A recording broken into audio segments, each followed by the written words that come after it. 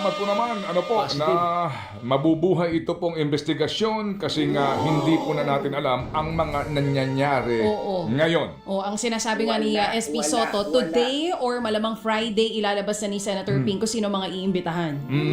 Ngayon daw yata po may ilalatag. Yun ang sinasabi niya. Pero sa isa pong panayam, binabanggit po ni Senator Ping na yun daw pong mga inimbitahan dati na hindi sumipot ay iimbitahan na, at kapag hindi pa rin sumipot, hihiling sila. Ito na po, hindi ko na natanong, pero most likely po kapag arrest warrant na, dapat pirmahan po ng Senate President. Klaro ho naman yun. Okay? Ganun pala yun. Opo, at, natatangi pala ito, babing Senator Ribbon Committee, ano? Kasi nga, ang katumbas niyan in the House ay yung Good Government Committee. So Moto proprio.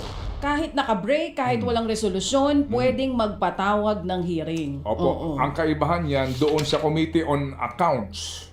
Nito pong si Terry Ridon, hindi siya pwede magpatawag ng moto proprio. Kailangan ng approval yun ng House leadership. Just to clarify. Kapag Committee on Good Government, yun din po yung ang counterpart in the Senate. Ito po yung Blue Ribbon Committee. At muli po, salamat po ng marami dito po sa mangyayaring investigasyon na ito.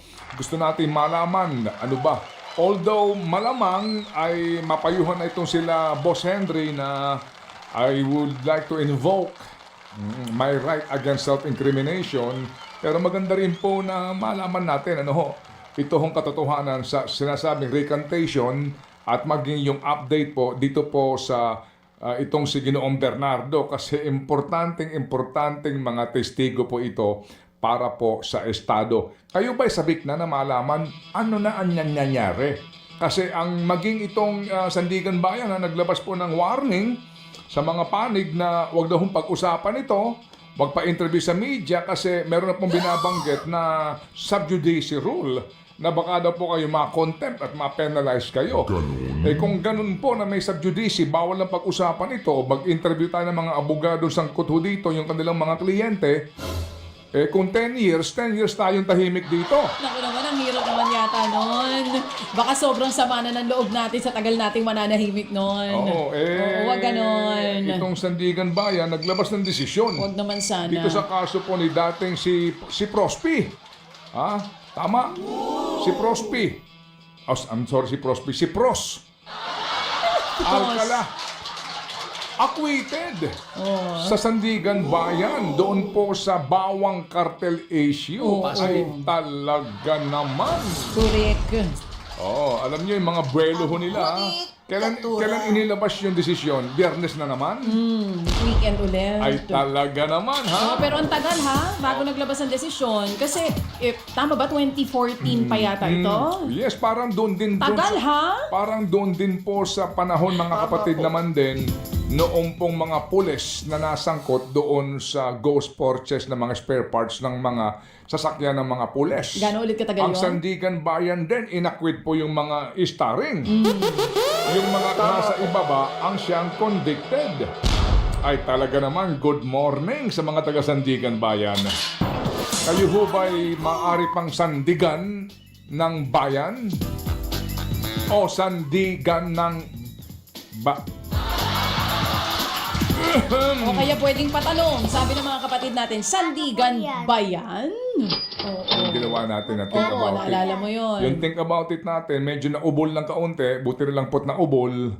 Kasi nga nung binubuo namin, may mga developments. Ano na ubol? Ng kaunti? Sa amin sa mga wari-wari, naubol. Napurnada. Hindi natuloy. Ayun, napurnada. Kasi nga, mabuti rin lang, hindi natuloy. Kung hindi, kasi ito na.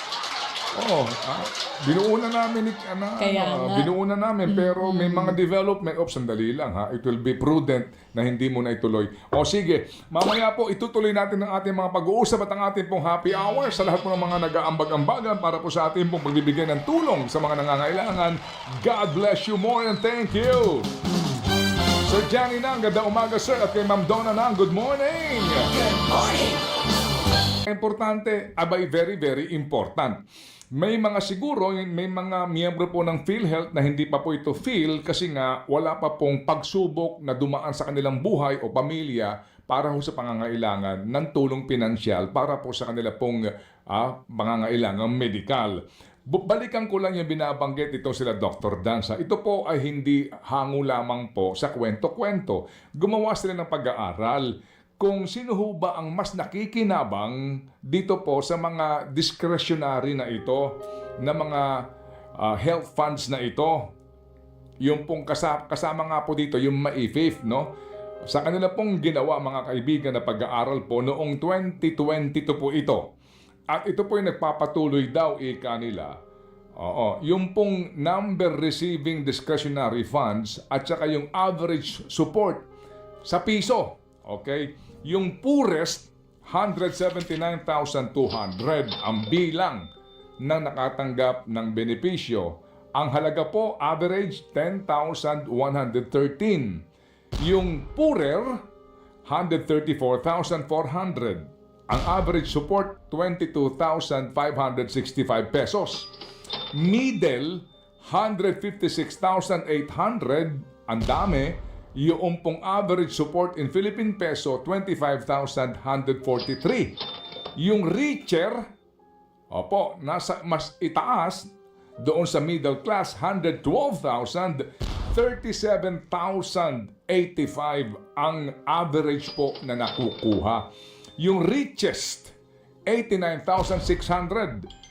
27,385 pesos. Ibig sabihin, yung mga mahihirap at middle, mas kakaunti, mas maliit ang halaga na napakikinabangan mula po sa mga ayudang ito. So kung babalikan natin po yung ating pong prinsipyo ng medical insurance, sabi nga ni Dr. Dance, mas maganda na iyon kasi nga medical insurance. Hindi yung ayuda o tulong pinansyal na ang assurance mo lamang para makakuha ka ay either maganda ang assessment sa iyo ng social worker o yung endorsement pa din, itatanggi man po nila yan, pero hindi naman siguro, di ba, babaliwalain ng sino man pong social worker o sino man pong taga DOH o government hospital yung pong tawag o sertifikasyon ng isa pong mataas na opisyal ng gobyerno sa lehislatura.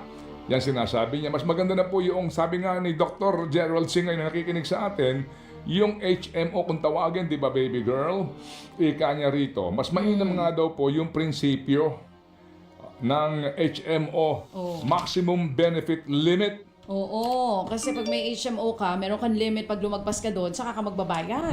Which is, para sa mga nagtatrabaho, kung mao-hospital ka, ayaw mong gamitin yan sa totoo lang. Hanggat maaari hindi mo gustong gamitin yan. Pero for safety yan para di mo magagalaw yung ipon mo. Pero sulit yan para sa mga nao-hospital na may HMO.